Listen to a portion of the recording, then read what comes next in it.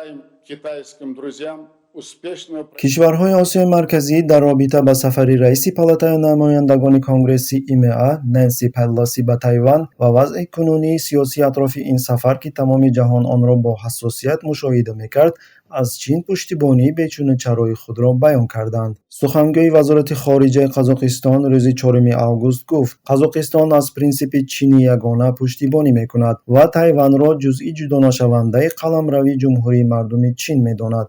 ӯ таъкид кард, ки Қазоқистон ҷонибдори риояи меъёрҳои мавҷудаи ҳуқуқи байналмилалӣ ва Оинномаи Созмони Милали Муттаҳид мебошад. Вазорати корҳои хориҷии Ӯзбекистон, Қирғизистон ва Тоҷикистон низ ҳамин гуна изҳорот доданд. дар робита ба рушди вазъ дар атрофи Тайван, вазорати корҳои хориҷии Ӯзбекистон ба коҳиши ҳарчи зудтари шиддатнокӣ ба вуҷуд омада изҳори умедворӣ мекунад. Ӯзбекистон пайваста аз сиёсати чини ягона, соҳибихтиёрӣ ва тамомияти арзии ин кишвар мувофиқи меъёрҳо ва принсипҳои аз ҷониби умум эътирофшудаи ҳуқуқи байналмилалӣ пуштибонӣ мекунад, гуфта мешавад дар изҳороти вазорати корҳои хориҷии Ӯзбекистон.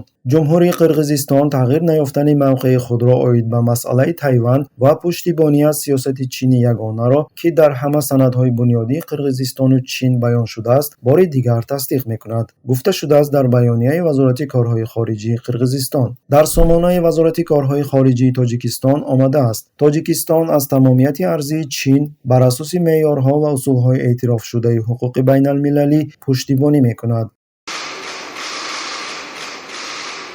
таҳлилгарон қайд мекунанд, ки бо вуҷуди ин, режимҳои кишварҳои Осиёи Марказӣ аз риояи қонуни байналмилалӣ дар бораи Русия, ки даҳсолаҳо боз бо баҳонаи гуногун дар кишварҳои мухталиф ҷиноятҳои низомӣ содир мекунад, умуман нигарон нестанд.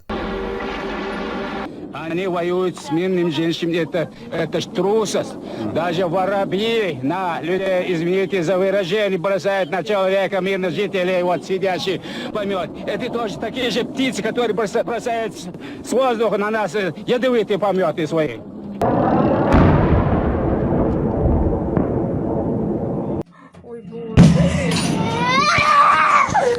ёдрас мекунем, ки Чин бузургтарин қарздиҳанда ва сармоягузор дар минтақа буда, ҳамаи кишварҳои Осиёи Марказӣ аз Пекин қарзҳои калон доранд ва воқеан аз он вобастагии иқтисодӣ доранд. ба ин тариқ, тибқи маълумоти Вазорати молияи Тоҷикистон, аз моҳи феврали соли 2022 ба Чин 34% қарзи хориҷии Тоҷикистон, яъне 1 миллиарду 390 миллион доллари Иёлоти Муттаҳидаи Амрико рост меояд. қарзи Қирғизистон то моҳи июни соли 2022 1,8 миллиард доллар буд. дар 5 соли охир Чин ба Ӯзбекистон беш аз 9 миллиард доллар сармоягузорӣ кардааст ва қарзи давлатии ин кишвар дар назди Пекин ҳамагӣ 4,2 миллиард долларро ташкил медиҳад. тибқи маълумоти расмии Бонки Миллии Қазоқистон то 1 апрели соли 2021 қарзи умумии Қазоқистон аз Чин 9,7 миллиард долларро ташкил мекунад. аммо тибқи маълумоти Маркази байналмилалии таҳқиқоти Aid Data, Қазоқистон танҳо дар давраи аз соли 2000 то соли 2017 35 миллиард доллар аз Чин қарз гирифтааст.